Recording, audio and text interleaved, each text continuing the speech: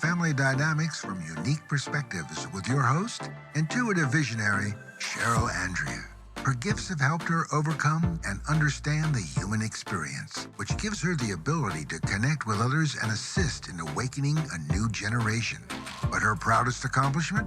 Raising two boys in unique, unconventional ways that defy traditions and smash limiting beliefs. The Soulful Family assists you on your journey as you develop deeper, healthier, and empowering connections with your loved ones. Tune in every other Monday at 6 p.m. Eastern on WDJY 99.1 FM, WTTA 101.2 FM, or Talk10FM.com. Also, download our app at uimediaapp.com to listen and watch all our shows anytime from anywhere in the world. We're also on Facebook, iTunes, iHeartRadio, and Spreaker as United Intentions.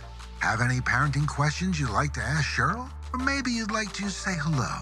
Call 678-495-4345 and you'll have the chance to talk to her on air. Gather around, hold your loved ones close, and listen to the Soulful Family.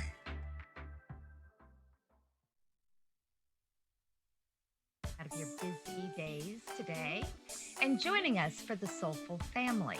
I am your host, Cheryl Andrea, and I want to send a quick hello to our friends at 99.1 FM, WDJY, and our friends from WTTA 101.2 in Kentucky and Ohio. It's lovely to have you here with us.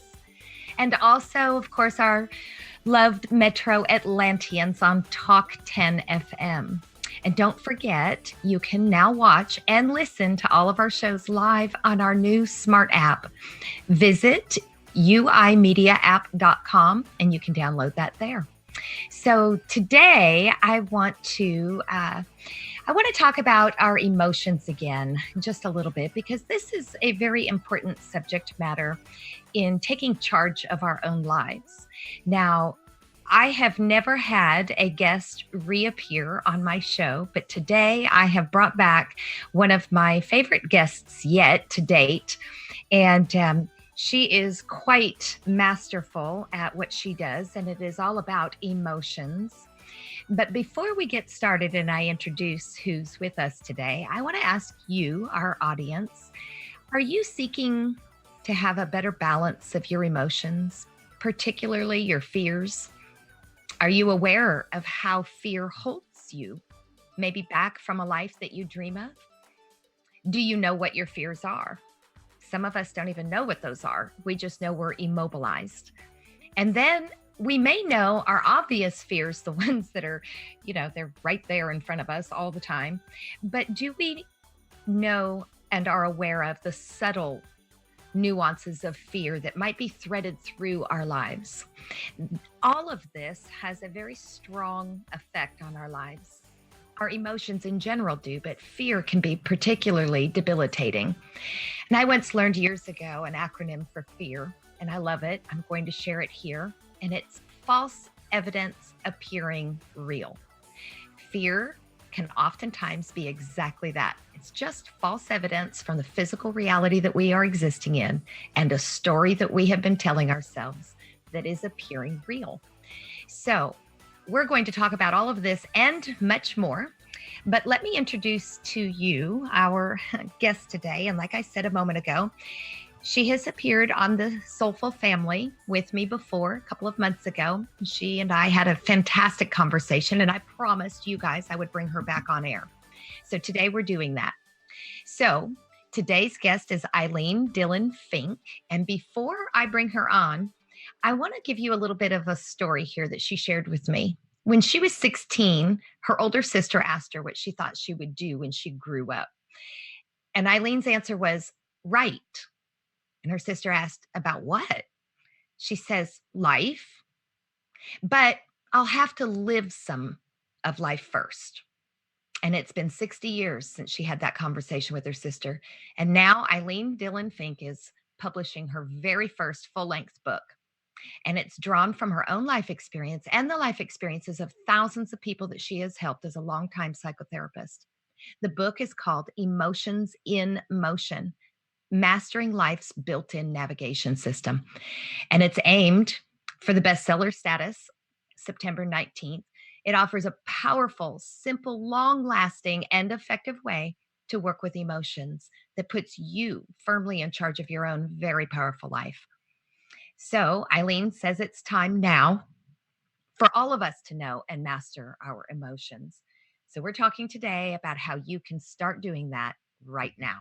Eileen, welcome back. How are you today? Thank you. I'm ready to talk emotions for sure. Let me just say thank you for that wonderful introduction. Let me just say that on September 19th, that's my day to reach bestseller status on Amazon. So, anyone who's interested in getting a copy of it, that's the day it's going to be released, September 19th, which is a Thursday. And please go on Amazon and buy your copy. I'd certainly appreciate it. Oh, I will absolutely do that in a heartbeat. In fact, when you were just saying that, I am covered in goosebumps, which is always my indication that something really powerful is happening. So good job, Eileen. I'm really excited about it. I can't wait to read it because of our conversations. We've had some fantastic conversations. Right. So I know today's show we were calling Take Charge of Fear. And that is because when you and I spoke pre show, you mentioned that that was something you felt was really important to discuss is fear as a general topic. Yes. Um, what is it that you find about fear that really has a powerful, you might say, effect on us? Well, anybody could answer that question, I think. What is important about emotions is that they're with us all the time. And when we are afraid, as you pointed out, it can sometimes immobilize you. We don't look at our life, we feel like we don't have power in it, and so forth. There are a couple things I want to mention from your introduction. Number one, it's important, I think, not to label this as my fear or our fear, because that has us owning it. And when we own it, we can't allow it to move. And notice the name of my book is Emotions in Motion, because emotions are energy and they're designed to move through us, not to belong to us and not to run us. And Ooh, I love that. I want to interject one thought there because okay. that is an incredibly important distinction. I have a very dear friend and collaborator that I have done business with for years, and she was diagnosed with cancer Mhm. several years ago. And her response to me, Eileen, was, I do not have cancer. Cancer is visiting for a short period in my life, and Mhm. I'm going to learn what I am supposed to learn from the experience. And she survived and is thriving and made some significant life changes. So, in a similar way, I share that story here because that's what I'm hearing you say is we will never master any of this if we are owning it. Yes, if we're claiming it as ours, then it's Right. hard to turn it loose. And I really appreciate that story because about a little over 2 years ago, I was diagnosed with a breast cancer. And that Oh, was my reaction also. This is something that's come to me to teach me. And I attempted to heal it myself for a year alternatively. I didn't heal it, but it didn't grow during that year, and it was a mhm. slow growing cancer. So I had it removed because that's what I had promised my children. But what's important is I didn't have a second of fear about it because Ah, I did see it. See, I believe that we are all in a big giant school and we're all here learning. And so, whatever comes into our lives, that's what we need to learn. And your friend was brilliant in knowing that, mm, you know. And if you say this is my anger or my fear, then yeah. you pull it to yourself, you affirm it, and it's really hard to let it move on in that case. We no more own it than water that's moving down a creek bed, you know. We Mhm. can use it, we can direct it, but it's not ours, and we don't belong to it either. Okay, That's a so fabulous distinction, and I really appreciate you making that right at the top of the show here. thank you. I think that will help people to understand anything we talk about beyond this. Right, Yes, right. we're not going to own the emotion as ours, but instead, we will simply see it, observe it. I call that from the sacred observer space, Uh-huh. and then take what that information is and Right. apply changes. And that's what I'm offering in my book also, which is that the subtitle of the book is Mastering Life's Built-in Navigation System. Mhm. So my message is that emotions are given to us as a gift. They Mhm. tell us each emotion has a message that tells us what action we need to take in life. For example, fear says, be careful. You're going into Uh-huh. new territory. Love says, come closer. Loneliness says, you've got more energy going out than coming in. You need to bring some energy into yourself. So Hmm. every emotion is offering us something. But the other thing I wanted to talk about with fear, Cheryl, is that how we got the whole mechanism of fear, at least how psychology says. Psychology says we got the mechanism of fear because of saber-toothed tigers, right? Yes. Many, many generations ago, when we were cave people, we had saber-toothed tigers to deal with, and they could show up at any time. And when with this mechanism of fear, what it did is it allowed us to either stand and fight the tiger or to run away from it, what we Uh-huh. often recognize as the fight or flight syndrome, right? Absolutely. Absolutely. And saber-toothed tigers were real. And the problem today with fear is the lack of saber-toothed tigers, because Mm. most of the fear that we experience gets created from our very own brains, right? Yeah, the false evidence appearing real that I was Exactly. speaking That's of. why I wanted Yes. to get to that. That we're bringing things up in our own mind to fear. When I was diagnosed with the breast cancer, I could have gone to fear, but Mhm. I didn't really want to, and I had developed a way of staying out of fear, which I share in my book. And so I just said, I don't want to go to fear. I want to go to learning. I want to go to figuring out what it is that I need to do differently so that my body no longer has to play host to this Mhm. fear, right? Absolutely. To this illness. Sorry, not to fear. And it was really astounding to me because I have 6 children, 3 step, one adopted, and 2 birth children. But uh, they were not at all happy Hmm. with the fact that I wasn't. I took a year and experimented to see if I could deal with it, and they weren't Ah, happy with me at all. And I realized that when you have the big C, which is cancer, yes. rationality goes out the window.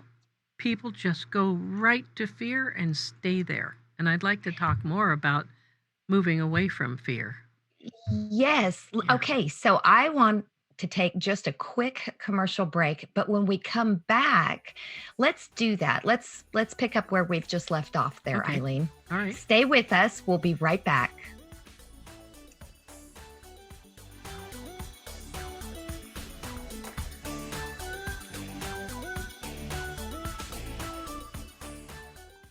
Do you find it hard to trust and feel you have no control? Do you struggle to create loving relationships and feel guilty and ashamed? And do you feel not good enough, disconnected, and rejected? Sarah can change all of that with and for you. Sarah Griffiths is a sexual abuse trauma expert and specializes in helping people heal from the trauma of sexual abuse. She will help you feel whole again and remove all of those negative feelings, even when you think you have tried everything. Her methodology is cutting edge, unique, fast, and it works. Find out about her free 30-minute session at www.sallyg.com. That's SALLYG.com and experience it for yourself. Every emotional issue has a solution. Let Sarah help you find yours.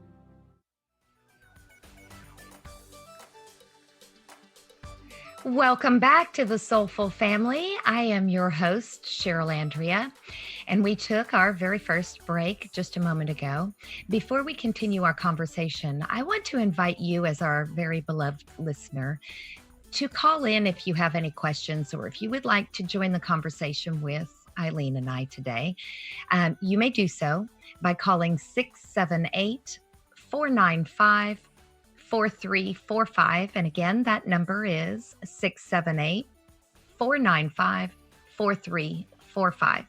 Now, right before we took our break, we were discussing fear and how the false evidence appearing real that fear is can oftentimes be very immobilizing or debilitating to our lives. And Ilene, you brought up a really good storyline about the saber-toothed what is it? The saber-toothed tiger. Mm-hmm. Yes. And boy, I am really grateful that we do not have those anymore. But I can see the correlation and why it created that flight or fight. So how is it that you see that it becomes immobilizing? Like, how do we conquer that, you might say? Those are two different questions. So let me. Okay. You go ahead. Okay. So we immobilize ourselves with fear because we don't like to face it. So what we do is we push it away, we resist it. And what we really need to do with all emotions is to face the fact that they are there. Part of the reason we don't look at fear is we see fear, like anger or whatever, as a negative emotion. In my learning, there is no such thing as a negative emotion. All emotions are just emotions. They're not good or bad. However, they can become negative in our lives when we hold on to them, because when we hold on to them, they build in power and they look for ways to escape from us. So one of the ways that fear really immobilizes us is we freeze to keep away from it so we don't have to deal with it. And unfortunately, what happens if something comes up and I see that I have fear and oh no, not now, it goes out and around somewhere in the universe. And when it comes back, it doesn't come in front of me the way it did the first time. It hits me over the back of the head. It knocks me down. Now I have to pick myself up and deal with the fear. And I lived in fear for the first 50 years of my life and finally decided I'd had enough. And I'm really happy to be sharing with people that it's possible to involve yourself in what I call fearless living, which is essentially being so that you can't get rid of emotions, but you can work with them so efficiently that they just come through like that, and then you're done with them. And that's a really important point that you're making, because I hear so often people trying to eradicate an emotion in the line of my work with clients. And it is usually the fear that immobilizes them, because once they have this idea of what's going on in their life and they've really latched onto it, they want to battle it instead of just recognizing, hey, this is just moving energy. And so I often will use a very similar expression about emotion. I say emotion is energy in motion. Yes. And that's how I explain it to my clients is, just allow it to come through you, be the observer of it. Notice that that's what's happening inside of you. And for me, that helps coach them out of, you might say, that debilitating effect that fear can have on us. And I find that interesting because that's what I hear you saying here. Right. And one of the reasons that I say it's really vital that we deal with emotions now is because we relate to fear in ways that we do because they're a mystery. All of our emotions are a mystery to us because over the years, and I do not know how long this has been going on, we push them down, we push them away, we hide from them, we refuse to look at them. And you can't work with something you don't know. And so a major purpose of Emotions in Motion, my book, is to say, look, it's easy to work with emotions. It's easy to work with fear. And here's a problem with fear. If you don't deal with fear, it hangs around. It might not even be real, Yes, might be something you created, and it turns into anxiety and stress. And I agree. as we Hmm. know, people are just filled with stress and anxiety right now, and taking pills and trying to get rid of it and all of that. And you know, I am in my mid 70s. I live in my RV. I travel alone in the United States by myself. I have a little dog, which I introduced you to a little while ago, Cheryl. She's all of 8 pounds. And I'm not afraid through all this. It doesn't take courage to do this. And Well, and that's, that's a good point. That's a yeah. really important point because I think so often people just don't know a starting point. Uh huh. I think what we're talking about here is really very important for people to understand because they'll have the ability to address it if they understand. Right. You said something a moment ago about how we don't really know what to do with our emotions and we're not really aware of them to a great degree anyway, and Hmm. I'm paraphrasing. But I see that that happens in several areas of our lives, our physical bodies. We don't really even know how the systems work. We don't realize that the lymphatic system supports the immune system and that movement and exercise is important for the lymphatic system because the lymphatic system doesn't have its own circulatory process. Right. So, I mean, it's something so basic that we need to understand about our physical body. And now, what we're talking about, our emotional body. And I see how an unawareness of how things work really cause us and the ugly fears to Hmm. rear their heads. And then, like you mentioned, we're popping pills or we're doing quick surgeries or we're looking for the quick fix because we don't want to really see what we're afraid to see, Hmm. what's underneath it, and we Yes, don't there's really fear right understand. there. Yes. Yes, exactly. And Yeah. so I can see, and I illustrate it this way, by pointing out the physical body and lack of understanding our basics about what we live in. We live in this body. We should know more about it. Now, that's my personal opinion, and I have a holistic background, and that's part of the reason I did that was because I wanted to understand how the body worked because I live in it. And I think what you're talking about here in your book is about understanding the emotional body to the degree that we're not so afraid of it. Again, the fear thing. Well, So I, what's important about what you're saying is that we have emotions at least from the time we're born. mhm, And we learn most about emotions during the first 7 years of our lives. And then, if we don't work with those emotions or change things, we live on that same emotional pattern for the rest of our adult lives, right? So, yes, if indeed our earth is a big giant school, what happens is emotions are there, and if we will work with them, then they will help us to navigate the journey that is our life. Turn right here, look at this, don't hide from that, be careful, be aware of this, make mhm, changes here. That's what our emotions are telling us. And they don't quit. They are there 24/7, 365 days a yes, year, birth to death. Even if you become demented, you still have emotions. So, as long mhm. as we have emotions, why not know how best to work with them so that they do the benefit to us that they're designed to do? I think that's a fabulous question, and that is, I'm hoping what we're going to discover in your book when we all read it, right? It's my hope that you'll discover it. Yes. Yes. I love this. This is a fantastic beginning to our conversation here. I when you were writing this book, I'm kind of curious about this. When you were writing the book, or maybe pre-writing of the book, I know as a psychotherapist, am I saying that right? You were a psychotherapist, Yes. correct? Hmm. Okay. As a psychotherapist, you must have seen common patterns. And then I'm guessing, correct me if I'm wrong, that's ultimately what prompted you to write this book. Is this like the linchpin, our emotions to, you might say, healthy lives? Actually, what prompted me to get involved in looking at emotions plus writing the book was my own passage through Ah, emotions.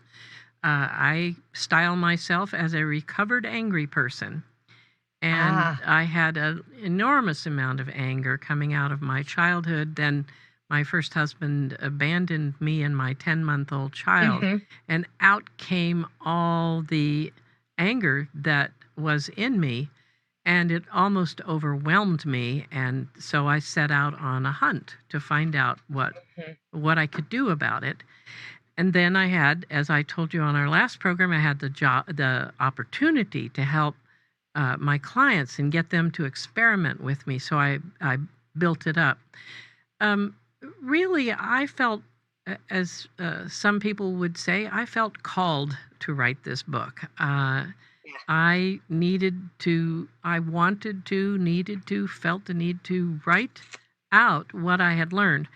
A big part of the reason is that so many people believe that if you had a traumatic experience or you had a tough childhood or whatever, you're just going to be ruled by emotions for the rest of your life.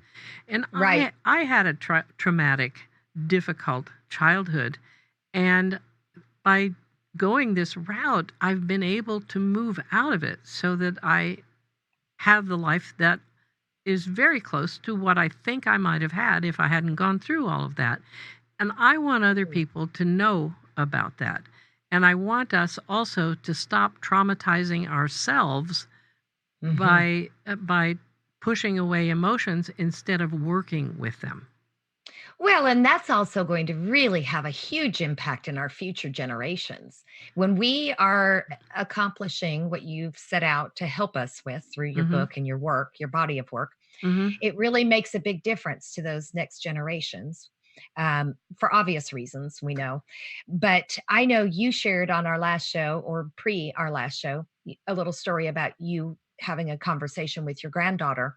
And just in that brief little story that you shared with me, I could see what an impact you are creating in your, excuse me, in your own family dynamics. And so, if that's just an inkling of your writing, I thank you. this book is going to be a Right. very powerful book. It'll wave out, you know, Well, I'm ripple. hoping so. With your proclivity, let me just say that yesterday, as I was driving, I'm here in the studios for this Uh-huh. United Intentions, and as I was driving from North Carolina to Atlanta, I started having a conversation with some of my spirit guides. And all I could do was laugh because the message that was coming through me is, at last, you've been waiting all this time. You finally are getting it done. We're so happy. It was just this big celebration and was very comforting to me. Yes. Now, you've asked me a couple of times, what can people do about fear? And I'd like to give a little bit of solution because if you're plagued with fear, you're going to need some answers. And it looks, So, yeah. so Eileen, I'm going to stop you there just for a moment because we're coming up to our second break. Okay. And I would definitely like us to pick up where we're leaving off here. Let's talk about some solutions. What are the things that people can do? I know for me personally, I am pretty good at or savvy at being my own sacred observer. When an emotion catches my attention, I know then and there to stop what I'm doing before I make a bigger mess out of it and let it take charge of me. And I'll pay attention. But not everybody does that. And I really want to talk about that when we get back from our break. Great. So don't go anywhere. I want you, our beloved listener, to stay with us. We'll have a quick commercial and we'll return to our conversation with Eileen Dillon Fink.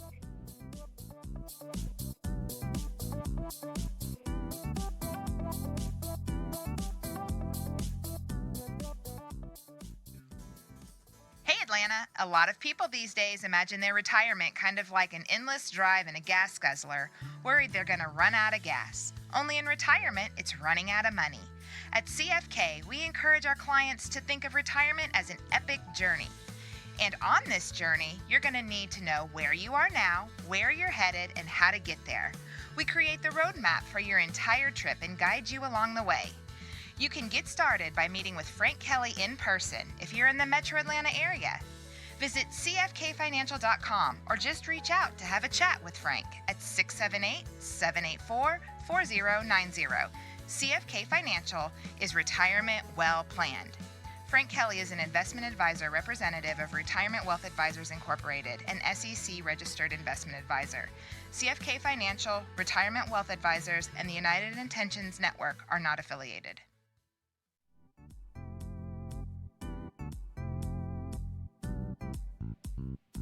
Welcome back, everyone. Thank you so much for staying with us as we took our second commercial break.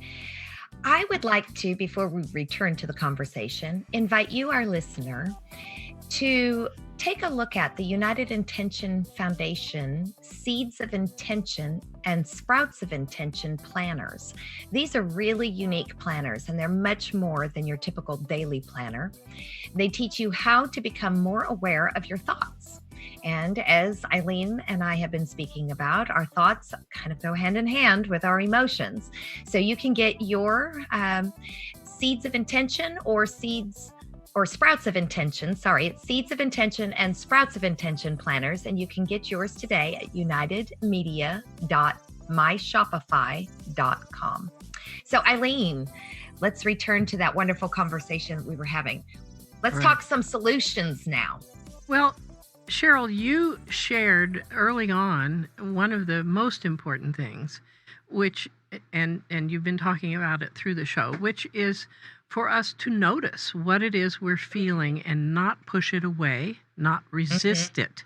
Resistance is the biggest thing that keeps emotion locked into us. And so to do that, when you notice you're afraid, what I learned years ago is what you need to do, instead of saying, oh no, I'm afraid, I don't want to look at that, I'm not going there, you step into it and you say, oh, I'm feeling fearful. I wonder what I'm feeling fearful about. What is this fear attempting to teach me? And you start being that observer that you've been talking about, but you ask the question. Now, especially if you're not in the habit of asking these questions, it may take you several times before you actually get an answer. But if you decide that you're going to ask that question for as long as it takes, answers will start coming to you, right? And it's important to do what I have learned to call facing fact. You look at the fact, I am feeling fearful. And not at what somebody else tells you or what you hope or what your any other interpretation. It's like, I am feeling afraid. Now, for me, it helps if I say it out loud. I love talking to myself out loud when I'm alone. I am really afraid here. I wonder what I'm afraid about. Where is this coming from? What am I afraid of? I just talk to myself like that. And fortunately now my self answers. I know traditionally people say that that's a sign that you're crazier than most, but I think it brings me to sanity. And so I want to recommend that. And so you step into it. And also you look at many writers, they suggest you look into it. Is this real? Is this a real fear that I have?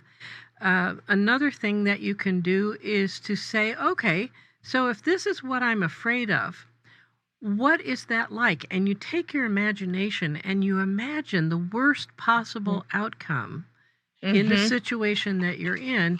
And then you ask yourself, if this happens, can I deal with it?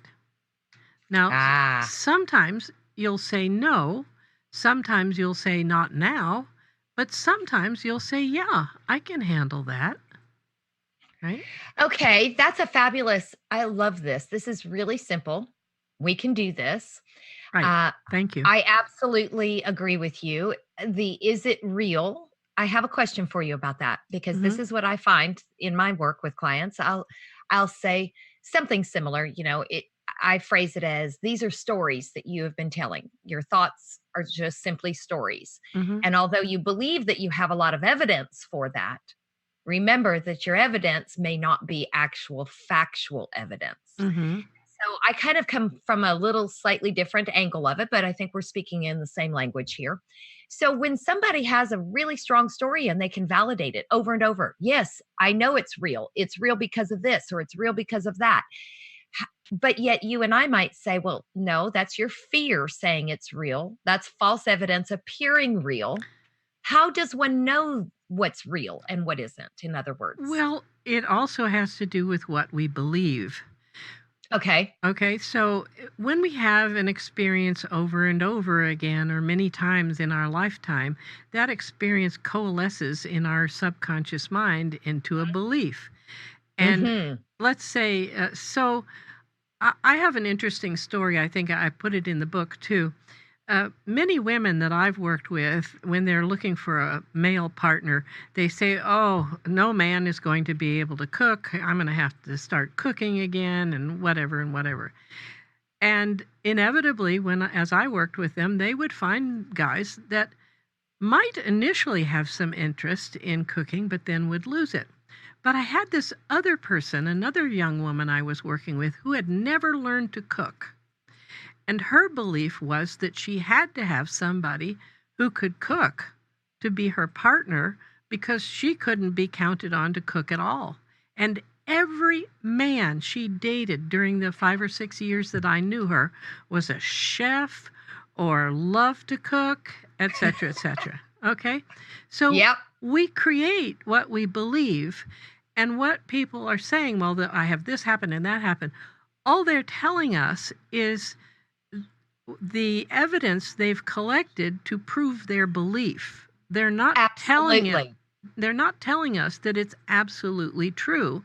So a good way is to use that device of saying, is it really true? Is it really true that all men don't like to cook and can't? Well, Hmm. this young woman points out that it's not true.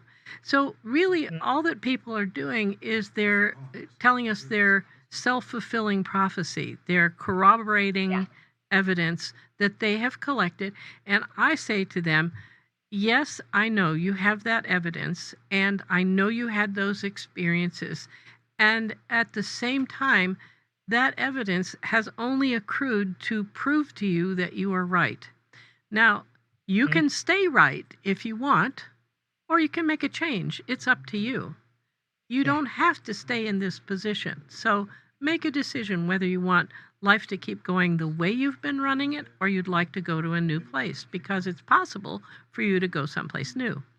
And that's just it. You brought up a really valid point there. It's about believing in the possibility. And Hmm. until we believe that something else is possible, then it looks to me as if the fears could be running our lives. But the bottom line is something else is always possible. Correct. But it's not a belief that most of us have. Right. Right? But it's always possible, and we think people are superhuman or fantastic if they prove that something is possible when we couldn't. But Mhm. really, every one of us can do that. I am a case in point. I used to run Yeah. my life on the basis of I won't get my hopes up, so that way when it doesn't work out, I won't be disappointed. And now Yes.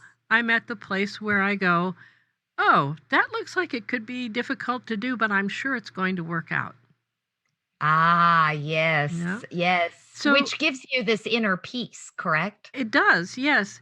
Yeah. And that's following a dictum that I used. I used it as a sign off on my radio program. Pay attention not to what you want to overcome, but to what you want to become.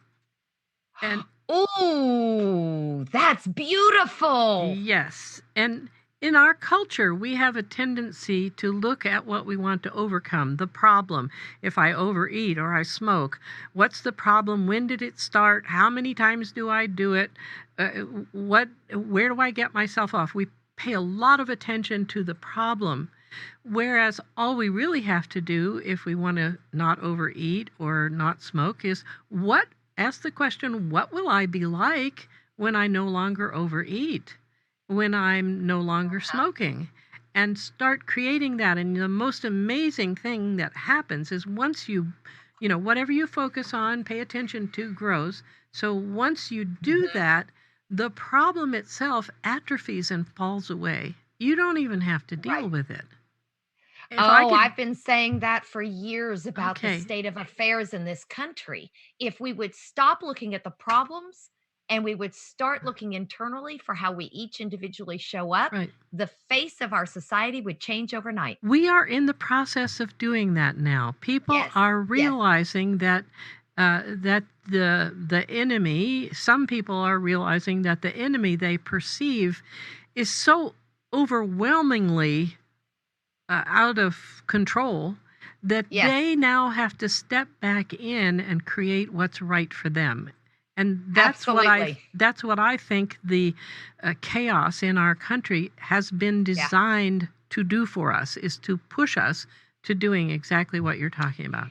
That is exactly my same view on it. Oh, I great. agree with you on that because I Well, have been, in fact, everybody around me, in up in arms over this or that, or oh, this problem, that problem. And I just smile and I say, it's great because it's really asking each of us to be accountable. right. It's It's asking us waking to, us well, up.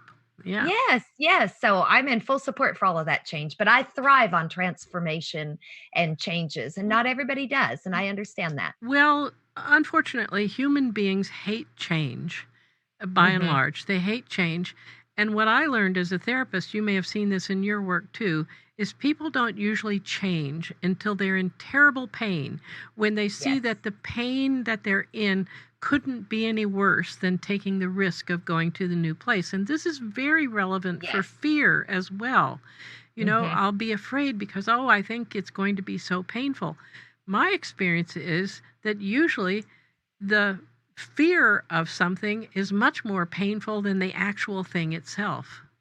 Oh, I couldn't agree with you more. In fact, I, I'll use a silly example, but I've had to deal with my tax matters over the summer, and boy, did I build it up in my head. Uh And huh. I had a whole storyline about how I just didn't want to deal with it. I'm not a numbers girl. I can play with numbers. I love numbers in one regard, as in numerology. But when it comes to the whole blah of business and taxes and all of that stuff, and I have multiple businesses, so it gets a little bit messy sometimes where I have to keep track of everything. And boy, did I have a storyline going. And I sat down and I thought, I practiced essentially what we're talking about here. And I said, okay, you know what? I'm a big girl. I can handle this. I'm going to sit my butt down today and I'm going to work on it. And I did, and I got it done. And it really wasn't near the big issue that I'd created in my own head. Right. There, And it felt so much better. And that's what absolutely. you're speaking of, is the feeling that we have created inside by those stories is oftentimes worse Absolutely. than actually the event or facing the fear Right. and all of those stories. It's interesting that you say it that way because I use an expression in coaching that people, like you said, don't usually change without there being so much pain around something that then they really have little choice left. And I think that's an important distinction here because oftentimes people will ask me, Eileen, I really, really, really want to change.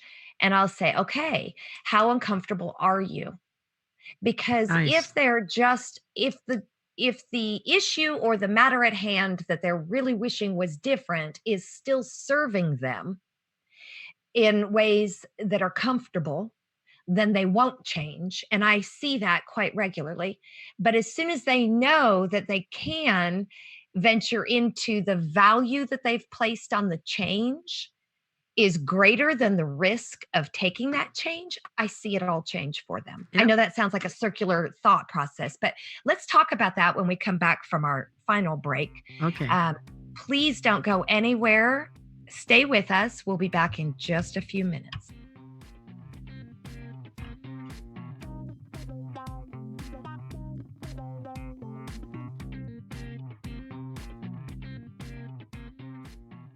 Wouldn't you like to have plenty of money? A beautiful home? Or maybe travel the world? You can have it all, but it doesn't mean anything if you're not healthy. Imagine you have everything you want, but you can't enjoy it. That's why I'm here. I'm Katherine Marshall. I'm a fitness expert and the host of Health is Wealth, a show dedicated to showing you how to transform your health with real life tips education, and guests to help you create an incredibly healthy lifestyle. You can catch my show the last Friday of the month at 4 p.m. Eastern at uimediaapp.com, WDJY 99.1 FM, WTTA 101.2 FM, and Facebook Live on United Intentions, Spreaker, and many other platforms. No matter where you are on your journey, your health comes first, and change is always possible. Remember, your health is your wealth.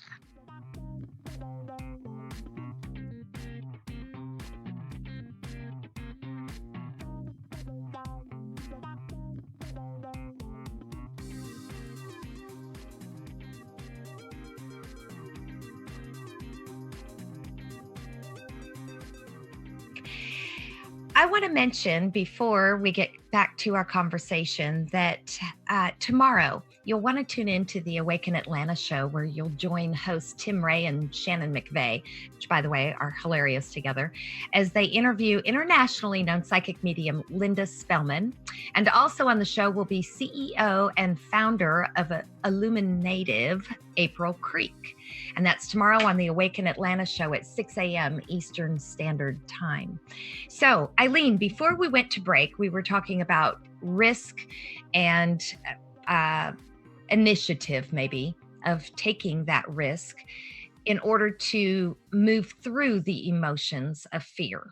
So let's pick up where we left off. What would you suggest to people, since we know that most of us don't change something that we're afraid of, or something in our lives that isn't working for us, predominantly because of fear?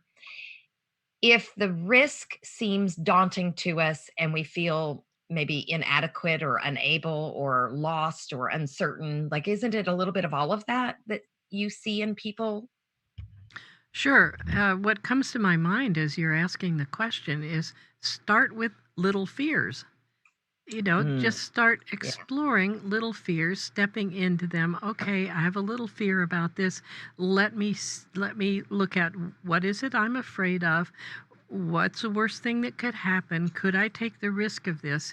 Because really, bottom line, we're out of practice in dealing with fears. Here's the important thing. Fear, once an emotion is presented, emotions come with our experiences. And that means that they come with lessons, with things we need to learn.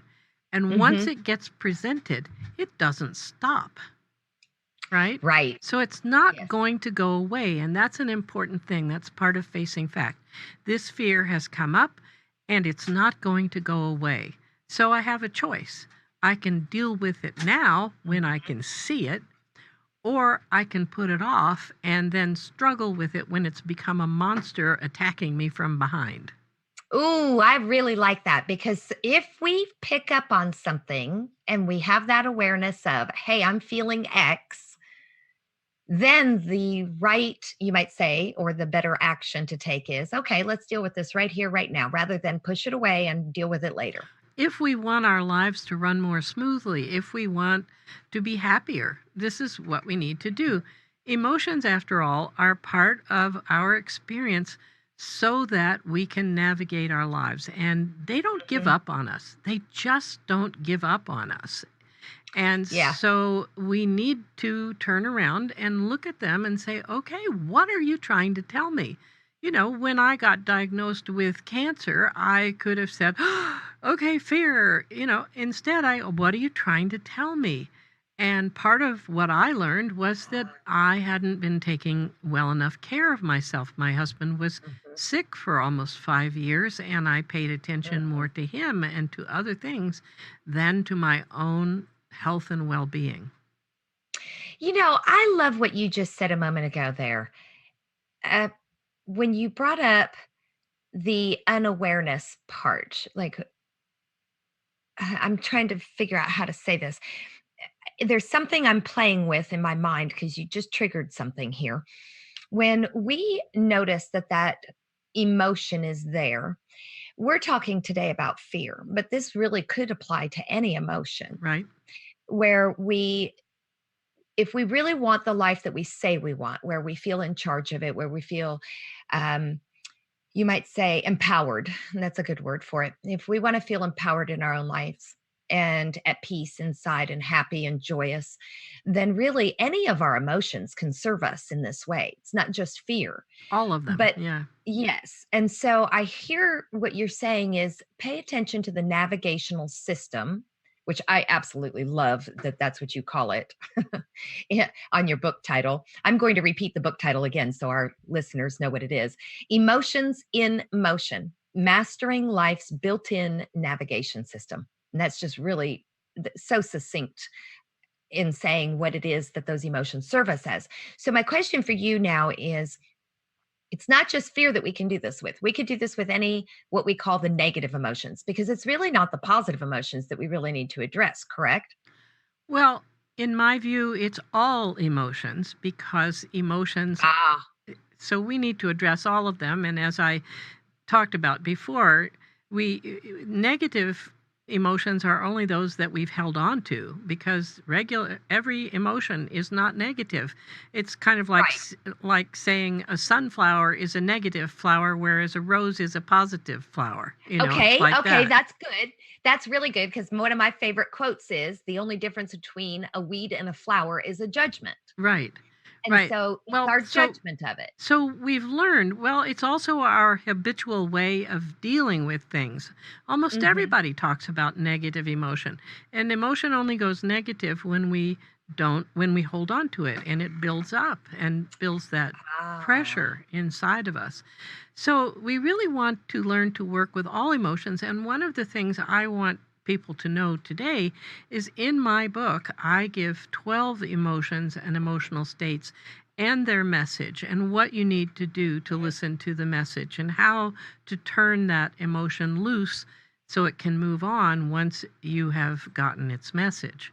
And Okay, that I'm sorry, I have to interject one other thing here, Eileen. I hope I don't throw you off course because now you're really getting me excited. What I'm hearing you say is that it's our internal selves or our higher self that is saying to us, hey, pay attention. You've been holding on to something here, mhm, and I'm mirroring it back to you exactly. because I'm giving you a negative experience inside of you so that you will slow down and pay attention. Is that right? I'm giving you pain so you'll Yes. notice that you have a change to make. Yes. And it's nowhere more evident than with anger. We get angry about things we think should or should not happen in life. Mhm, And mhm. the reality is, if they really should or should not happen, they wouldn't happen. So Right. clearly, our idea of what should and shouldn't happen is what is malfunctioning, right? Uh-huh.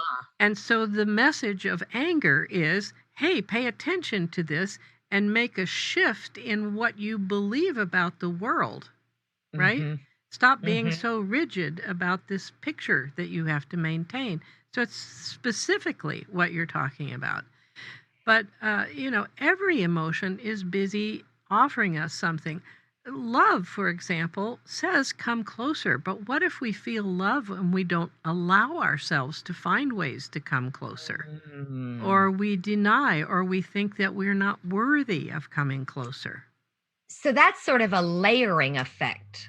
So you might feel love in a moment, but if you have undealt with, unprocessed with information, you might say that is being fed back to you from your emotional system or your private navigational system, then you might push against it because of that layer. Right. And that's what I'm talking about. Our big problem with emotions is resistance. All we really have to do is the same as we would do with water in that creek bed, just let it run. Just let it Mhm. move through us. And on the earth, we don't like to go through things, but there is a principle that on the earth, in order to get past something, you have to go through it. Right. And so you can't avoid going through emotions. If you Mhm. put it off, that's when we have these huge catastrophic things that happen, is when Yeah. we've put it off and put it off and put it off for so long that it's a catastrophe when finally the emotion breaks through. You don't have to live like that. It's Yeah. so much easier if you just, oh, here's an emotion. Let me see what it's telling me. Can I make a change? You don't always have to make the change, but you have to at least look at it and let the emotion Right. run through. Right, and that's a good point because I think people oftentimes feel as if it's going to be overwhelming or they don't have time for it or I'll deal with it later or oh, I don't want to open that can of worms or that Pandora's And that's box. when it starts building up and turning Yeah, negative inside of us, right. regardless of what the emotion is. Yes. Right. That's I can see how that all fits together. That's Right. beautifully said. Eileen, I am beyond excited for your book. Now, I do know we're nearing the end of our show today. I want to make sure that people know how to get your book. I know it's going to be on Amazon, Yes. and I will make sure that when we post after show, I will be sure to put information in there about the book title and how to reach you. And I remind people also, to help me on September 19th. That's the yes, magic day, please. that's the magic day. Okay, so it's Uh-huh. September 19th. I will definitely make sure. Thank you. And also, for those who are here in Dallas that are listening, you will be in Dallas also for a book signing. And Right. what are those dates again? It's September 19th, and I'm going to be at the Logos, Logos bookstore in Northeast Dallas between 4 and 6 p.m. 4 to 6. All right. Yes. And that way people can meet you in person I would and get love that. and get their book signed. Absolutely. So, okay, excellent. I will make sure that gets posted as well. And then I will just say this too, for those of you who are also local and know me through the Dallas Psychic Fair, our next fair is on September 1st, and we have some of Eileen's literature on our free info table there. We had it there last month. We'll have it there this month, and then we will continue to have it there until we run out of the marketing materials. But Eileen, oh my goodness, I am super excited. I'm so glad we did this show together Thank again you. Thank today. you for giving me the Yeah, opportunity. I'm so excited about telling the world, look, emotions are easy. They're for a reason. They make sense. They can be easy for you, and your life will run a lot more smoothly and more happy. and that is really well said. I appreciate that. As you mentioned, it does not take a whole lot of courage. It's not hard. It just is simple, step by step by step, right? Right. One fear at a time. But of And course, then, we're going into new area, which creates some fear. But hopefully, sure. my book will help with that. Excellent. Excellent. Eileen, thank you so very much for taking the time today. And I'm really excited. I know you are there in the studio recording the audio version of your book, and that's why you are on screen at the studio in Atlanta. Yes. So, congratulations to Thank you you. for a very, very good job on the book. And I will catch up with you again in the very near future. I'm going to see you in Dallas. But I want to thank all of our listeners for joining us today, for taking the time to be here. I am Cheryl Andrea. I am your host of The Soulful Family, and I will see you again in 2 weeks. Thanks.